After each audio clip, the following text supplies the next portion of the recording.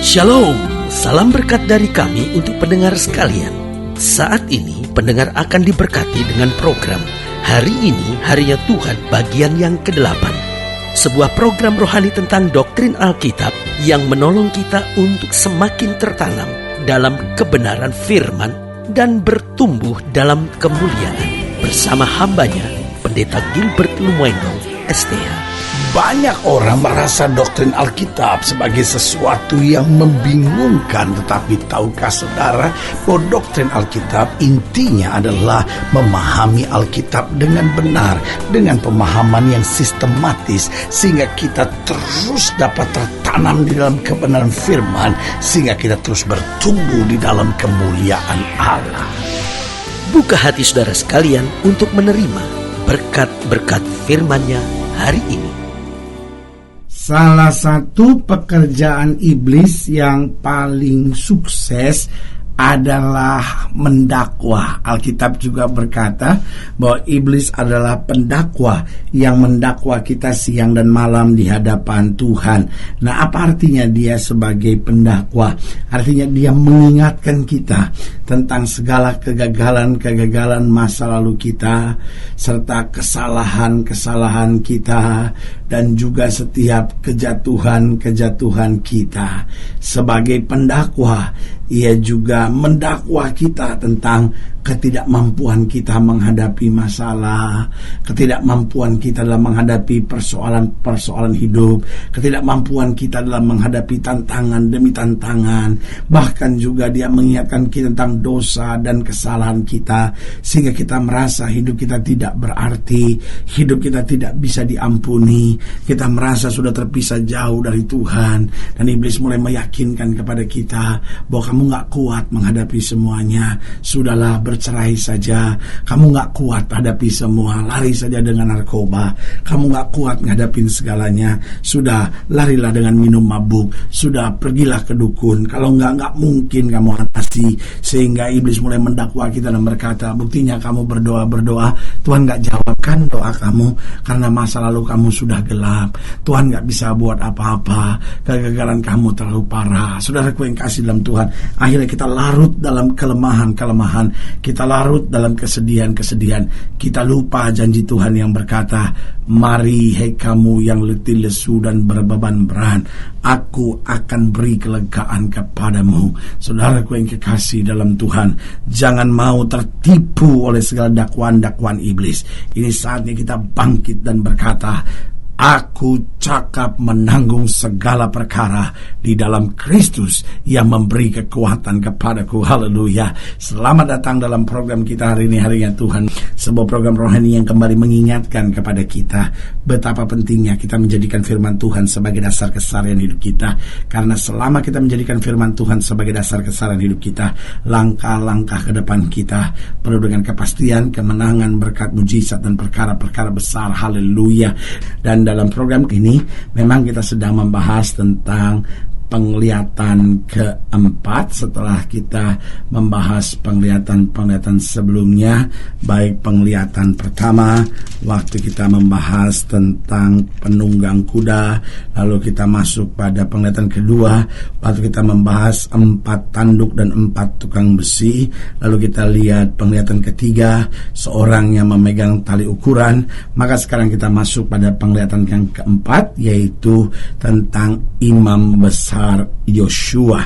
Nah, dalam pembahasan tentang penglihatan keempat, yaitu imam besar Yosua, kita mau sama-sama lihat dari Sakaria pasal 3. Sakaria pasal 3 ayat yang pertama sampai ayat yang ke-10. Sakaria pasal 3 ayat yang pertama sampai 10, demikian firman Tuhan. Kemudian ia memperlihatkan kepadaku imam besar Yosua berdiri di hadapan malaikat Tuhan, sedang iblis berdiri di sebelah kanannya untuk mendakwa dia. Bayangkan, seorang imam besar tetap tetap didampingi oleh iblis untuk didakwa. Begitupun Yesus didatangi oleh iblis untuk dicoba, didakwa, dan iblis mulai berkata, jika engkau benar anak Allah. Dengan lain kata, iblis mau mendakwa Yesus dan berkata, engkau sebenarnya bukan anak Allah, engkau manusia biasa. Kalau engkau betul anak Allah, robah batu ini menjadi roti. Nah, saudaraku yang kasih dalam Tuhan, jawaban Yesus jelas, ada tertulis. Berarti yang bisa menjaga kita, yang bisa membentengi kita dari segala dakwaan iblis hanyalah firman Tuhan. Lalu ayat yang kedua, lihat ya, imam besar Yosua saja berhadapan dengan malaikat Tuhan, iblis datang untuk mendakwa. Ayat 2, lalu berkatalah malaikat Tuhan kepada iblis itu, Tuhan kiranya menghardik engkau, hai iblis. Tuhan yang memilih Yerusalem kiranya menghardik engkau. Bukankah dia ini puntung yang telah ditarik dari api? Adapun Yosua mengenakan pakaian yang kotor waktu dia berdiri di hadapan malaikat itu, yang memberikan perintah kepada orang-orang yang melayaninya, tanggalkanlah pakaian yang kotor itu daripadanya. Dan kepada Yosua ia berkata, lihat, dengan ini aku telah menjauhkan kesalahanmu daripadamu. Aku akan mengenakan kepadamu pakaian pesta. Kemudian ia berkata, taruhlah serban tahir pada kepalanya. Maka mereka menaruh serban tahir pada kepalanya dan mengenakan pakaian kepadanya, sedang malaikat Tuhan berdiri di situ. Lalu malaikat Tuhan itu memberi jaminan kepada Yosua, katanya, beginilah firman Tuhan semesta alam, apabila engkau hidup menurut jalan yang kutunjukkan dan melakukan tugas yang kuberikan kepadamu, maka engkau akan memerintah rumahku dan mengurus pelataranku, dan aku akan mengizinkan kau masuk ke antara mereka yang berdiri melayani di sini. Dengarkan, hai imam besar Yosua, engkau dan teman-temanmu yang duduk di hadapanmu, sungguh kamu merupakan suatu lambang, sebab sesungguhnya aku akan mendatangkan hambaku, yakni sang tunas. Sebab sesungguhnya permata yang telah kuserahkan kepada Yosua, satu permata yang bermata 7, sesungguhnya aku akan mengukirkan ukiran di atasnya, demikian firman Tuhan semesta alam, dan aku akan menghapuskan kesalahan negeri itu dalam satu hari saja. Pada hari itu, demikian firman Tuhan semesta alam, setiap orang daripadamu akan mengundang temannya duduk di bawah pohon anggur dan di bawah pohon ara.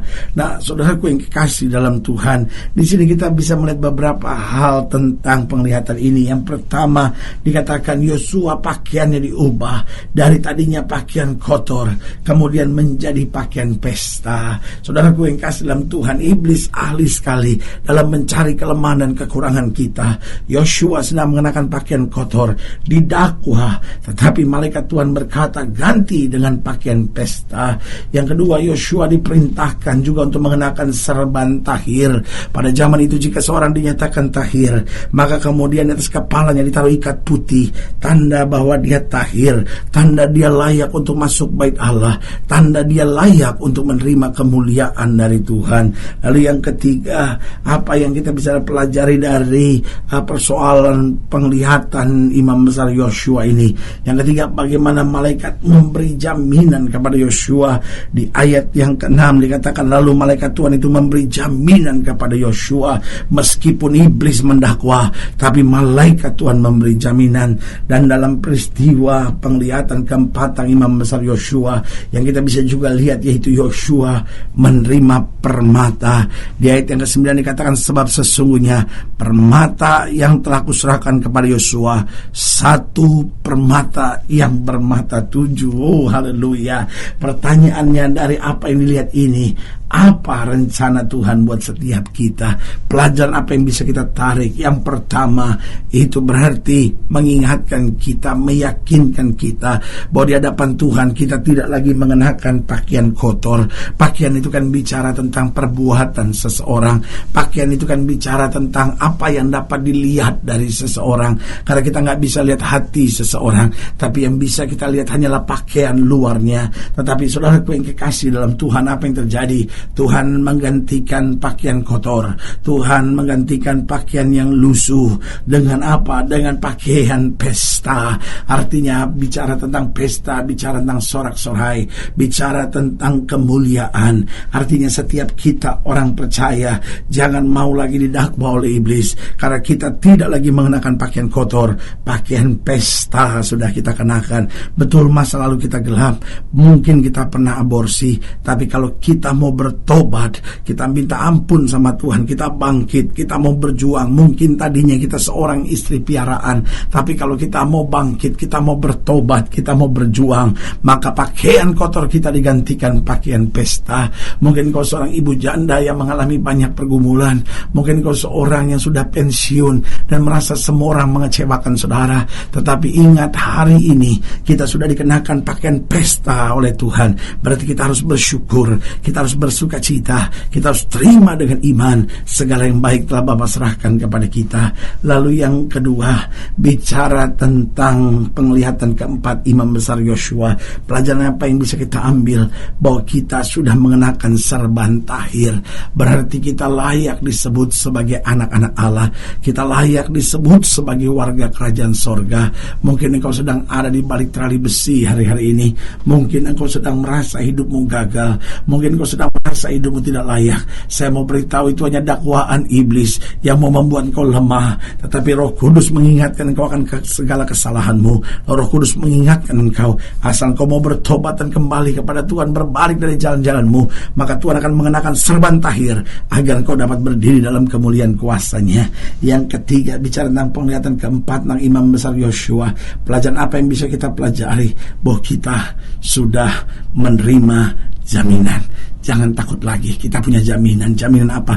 Jaminan bahwa doa kita dijawab. Jaminan bahwa hari esok kita lebih baik dari hari ini. Jaminan apa? Jaminan bahwa segala janji-janji Tuhan akan berlaku buat hidup kita. Haleluya. Dan yang keempat, apa rencana Allah buat setiap kita? Bahwa Tuhan mau kita mengenakan permata. Artinya apa? Berkilau-kilauan. Artinya apa? Oh, artinya kita hidup dengan berkat-berkat yang berkelimpahan. Tuhan gak mau hidup kita terus dalam tekanan dan kekurangan, tapi Tuhan mau hidup kita berkelimpahan sehingga kita dapat bersyukur serta menjadi berkat dimanapun Tuhan tempatkan kita. Haleluya. Saudaraku yang kekasih dalam Tuhan, jika saudara ingin dilayani lebih jauh, hubungi kami melalui telepon, hubungi kami melalui surat, kunjungi website kami, karena kami ada untuk membawa Bapak Ibu saudara senantiasa lebih dekat pada Tuhan dan mengalami kasih kuasa mujizat yang luar biasa. Secara khusus melalui program ini juga saya mau berdoa buat setiap yang sakit, setiap yang berbeban berat, karena saya percaya bahwa bagi Allah tidak ada perkara yang mustahil. Nah, saudara-saudara yang didoakan secara khusus boleh taruh tangan kanan saudara di dada dan kita akan berdoa. Mari kita berdoa. Bapa, dalam nama Yesus hamba doa untuk setiap pendengar sekalian, mereka yang susah, mereka yang berbeban berat, mereka yang sakit, mereka yang butuh mujizat. Hamba berdoa di dalam nama Yesus, Tuhan jamah. Dan mulai hari ini yakinkan kami bahwa Tuhan sudah mengenakan pakaian pesta, Tuhan sudah mengenakan serban tahir, Tuhan sudah memberikan jaminan bagi kami, dan Tuhan sudah memberikan permata sehingga hidup kami berkelimpahan, jadi terang dan menyatakan kemuliaan Kristus. Di dalam nama Yesus kami berdoa. Haleluya. Amin. Saudara yang kasih dalam Tuhan, kita sudah berdoa. Ingat, tidak pernah Allah lalai menepati janjinya. Inilah saatnya buat kita untuk bangkit, bersemangat, bersuka cita dalam menghadapi segala perkara, karena kita tahu di dalam Yesus kita lebih daripada orang-orang yang menang. Haleluya. Doa saya menyertai saudara. Sampai berjumpa pada program berikut, dan jangan lupa jadikan hari ini harinya Tuhan. Haleluya.